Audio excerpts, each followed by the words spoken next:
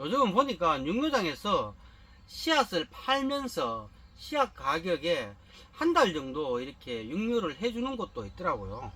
육묘를 하다 보면은 어려운 점이 뭐가 있냐고 하면은요, 매일매일 여기에 매달려야 된다는 그런 단점이 있는데요. 저는 그 단점을 어떻게 해결을 했냐고 하면요, 저처럼 이렇게 간단하게만 만들어도 육묘는 사람 손이 별로 안 가도 충분히 육묘를 할 수가 있습니다. 안녕하세요, 이엔농부입니다. 저는 고추 육묘를 이렇게 많은 포기수를 하지는 않습니다. 그냥 일반적으로 육묘장에서 사기에는 조금 부담스러운 금액이고요. 뭐 그렇다고 제가 육묘를 하기에는 또 모종수가 그렇게 많지는 않습니다. 그래서 저는 직접 제가 육묘를 하는데요. 지금 보이는 지금 요 하우스 안이 한 5평 정도 됩니다. 총 한 10평 정도 되는데 제가 이중으로 이렇게 만들어서 바깥에까지 하면 한 10평은 되는데 제가 보이는 요 부분만 한 5평 정도 됩니다. 작년에는 전체를 제가 여기다 다 이렇게 부직포 씌우고 뭐 이불 씌우고 하지 않고 이 상태에서 가온을 해서 했는데요. 그래서 올해는 하우스 걸 먼저 육묘를 하니까 하우스 거는 몇 폭이 안 되니까 제가 이렇게 씌워서 했는데요. 이렇게 씌워서 하다 보니까 요 정도 이렇게 하면은 일반적으로 적은 수량이라도 몇 폭포기부터 시작해갖고 한 1000포기, 2000포기 내외는 충분히 직접 육묘를 해도 될 것 같아서 제가 제안을 드리는데요. 요게 지금 보이는 게 폭이 1.7m고요. 길이가 3m입니다. 여기에 제가 한 1500포기 정도 육묘를 할 생각입니다. 49 트레이 기준으로 한 1500개 정도를 할 생각인데요. 한 1000포기 정도는 이렇게 작게 만들어도 폭이 1.5m, 길이가 한 2m 정도 이렇게 만들면요, 한 1000포기 정도는 육묘를 할 수 있을 것 같습니다. 자가 육묘를 하면은 모종을 키우는 재미가 정말 쏠쏠합니다. 참 재미가 있는데요. 소일거리 삼아서 이렇게 하시면은 굉장히 재미가 있습니다. 그리고 육묘를 하게 되면은 자기가 원하는 방향으로 직접 키울 수도 있고요. 저처럼 삽목묘도 한번 만들어 볼 수 있고 이런 장점이 있습니다. 먼저 이렇게 작은 비닐하우스를 이제 있어야 되겠죠. 인터넷상에 보니까 이 정도 크기는 만들어져가 있는 거 조립식으로 해서 판매를 하더라고요. 저는 요 하우스 안에가 지금 이중이니까 보온이 조금 미흡해도 되는데요. 만약 요것만 한다, 요렇게만 한다고 하면은요, 밑에 단열은 또 하셔야 됩니다. 밑에서 땅에서 찬 기운이 올라오면 안 됩니다. 그래서 제일 땅바닥에 비닐 한 겹을 깔고요, 그 위에 다시 이런 부직포 같은 경우를 두껍게 됩니다. 저는 이중으로 됐는데요. 이중으로 되고 또 그 위에 까만색 부직포를 덮고 거기다가 매트를 놓고 이렇게 합니다. 그렇게 해야 땅에서 찬 기운이 올라오면 안 됩니다. 땅에서 찬 기운을 막아주는 게 첫 번째고요. 그 다음에는 제가 사용하고 있는 이런 육묘용 열풍기를 이용하시면 되는데요. 이 육묘용 열풍기도 뭐 가격은 비싸진 않은 것 같더라고요. 이런 육묘용 열풍기를 하나를 구매를 하면은, 이건 지금 보이는 거는 빨간색, 이거는 국산인데요. 온도 조절이 됩니다.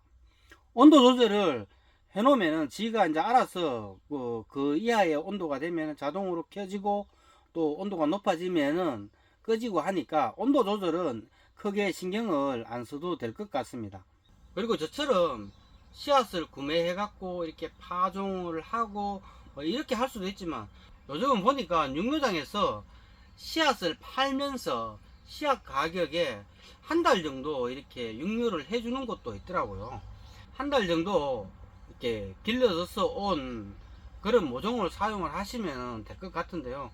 2월 중순쯤 되면은 밖에서도 노지에서도 이렇게만 하면은 충분히 그 육묘를 하실 수가 있습니다.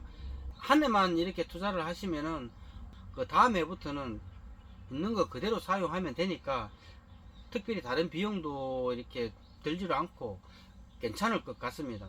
그리고 저는 육묘를 하는데 시간적으로 잘 맞지가 않습니다. 아침에 또 출근을 해야 되고요. 저녁에 퇴근을 하는 시간은 이제 해가 빠지고 나면은 그때 이제 퇴근을 하는데, 저 같은 경우는 아침에 출퇴근 시간이 있기 때문에 아침에 출근할 때는 이걸 벗기고 가고요.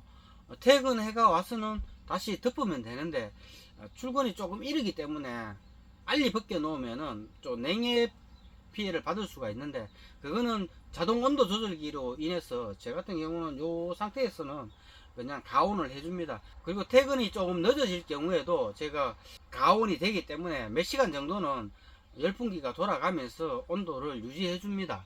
그래서 저는 이 물 주는 것도 타임으로 다 설정을 해놨고요. 여기서 이제 시간을 맞춰서 물 주기도 되고요. 온도도 자동으로 이렇게 제어를 해줍니다. 육묘를 하다 보면은 어려운 점이 뭐가 있냐고 하면요, 매일매일 여기에 매달려야 된다는 그런 단점이 있는데요. 저는 그 단점을 어떻게 해결을 했냐고 하면요, 처음 제가 육묘를 할 때는 요 마그네트로 이제 온도 조절을 해준, 자동 온도 조절을 해주는 요거 하나만 있었고요.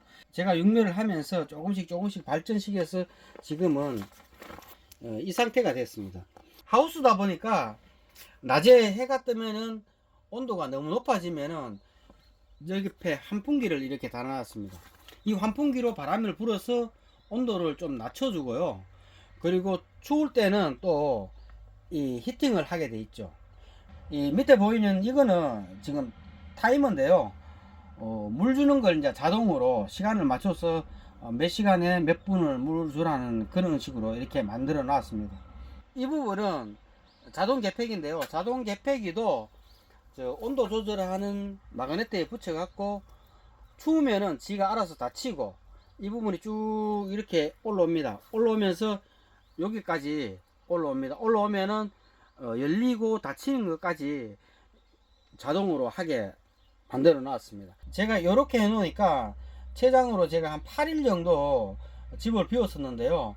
그때도 정상적으로 작동이 되더라고요. 그래서 작년에도 제가 이렇게 하고 육묘하는 데는 전혀 문제가 없었습니다. 이렇게 하시면 사람 손이 거의 안 가도 육묘를 할 수가 있습니다.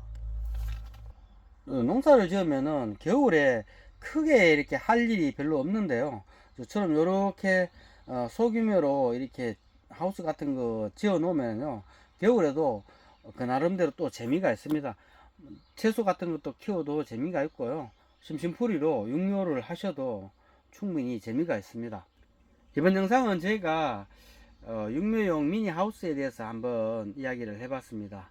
오늘도 시청해 주셔서 감사합니다. 이상 이현농부였습니다.